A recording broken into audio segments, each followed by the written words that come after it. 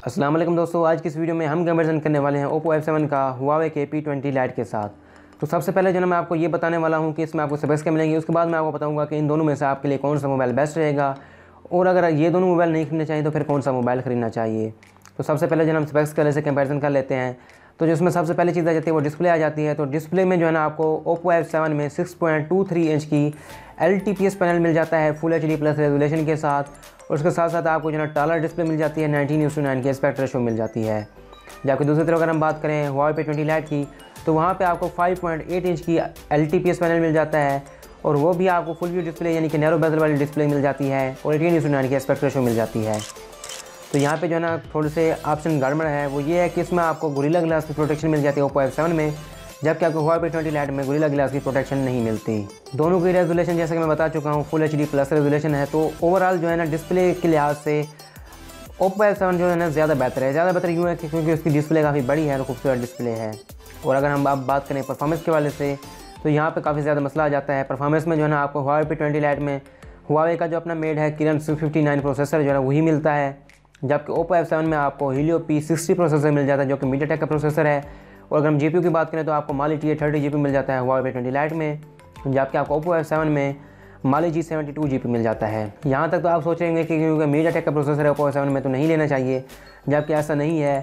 MediaTek ने ये processor 2018 में लॉन्च किया है और परफॉर्मेंस के वाले से बेस्ट प्रोसेसर है। खासतौर पर इसकी जो परफॉर्मेंस है वो स्नैपड्रैगन के 660 प्रोसेसर से कंपेरेबल है। तो इस वजह से ये प्रोसेसर बेहतरीन प्रोसेसर है। इस पर ये 12 नैनोमीटर की FinFET टेक्नोलॉजी के ऊपर बना हुआ है, तो परफॉर्मेंस के हवाले से बेहतरीन प्रोसेसर है। उसके साथ जो आपको Oppo F7 में GPU मिल जाता है Mali G72, ये वही GPU है जो सैमसंग की फ्लैगशिप डिवाइस यानी कि S9 और S9 प्लस में यूज़ किया गया है। यहाँ पे मैं आपको एक चीज़ क्लियर कर दूँ कि जो सैमसंग का प्रोसेसर था वो Exynos का था, लेकिन GPU यही था जो कि Oppo F7 में लॉन्च हुआ है। उसके बाद अगर हम बात करें रैम रोम की, तो दोनों में आप रैम मिल जाती है यानी कि 4 GB की रैम और 64 GB की स्टोरेज मिल जाती है। और आपको दोनों मोबाइलों में ही Android Oreo out of the box मिल जाता है, जबकि दोनों का अपने यूज़र इंटरफेस आपको मिल जाएगा। Huawei में आपको Emotion UI 8.0 मिल जाता है, जबकि Oppo में आपको कलर OS मिल जाता है। दोस्तों अगर हम बैटरी के हवाले से बात करें तो आपको Oppo F7 में 3400 mAh की बैटरी मिलती है, जबकि Huawei P20 Lite में आपको 3000 mAh की बैटरी मिलती है। Huawei P20 Lite में आपको फास्ट चार्जिंग मिल जाती है, USB Type-C मिलती है, जबकि Oppo F7 में आपको फास्ट चार्जिंग भी नहीं मिलती, ना ही USB Type-C मिलती है।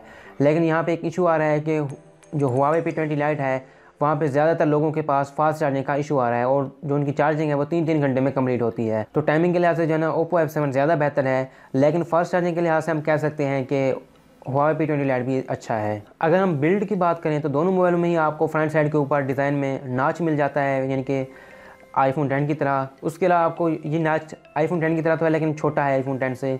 उसके अलावा आपको बैक साइड के ऊपर Huawei P20 Lite में आपको गिलास पैनल मिल जाता है, जबकि Oppo F7 में आपको प्लास्टिक पैनल मिलता है जो कि गिलासी लुक वाला है, यानी कि पॉलीकार्बन मटेरियल मिल जाता है।